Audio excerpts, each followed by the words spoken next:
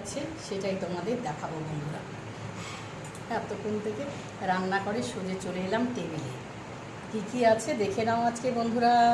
ভাত, প্লেন ভাত দেখো, সাথে আছে একটা লেবু আর লঙ্কা। আর ভাতের পাতে যদি একটু শাক না হয় ভালো লাগে না। এটা হলো ঢেঁকির শাক।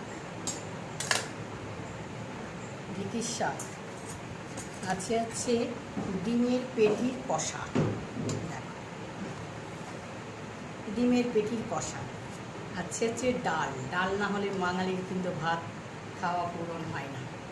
আছে চিতল মাছের বড়ি দিয়ে তেল ঝাল। দেখো, চিতল মাছ বড়ি দিয়ে তেল ঝাল। আর আছে চাটনি। শেষ পাতে তো চাটনি না হলে হবে না বন্ধুরা।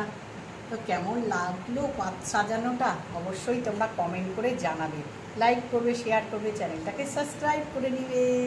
টাটা এখনকার মতন।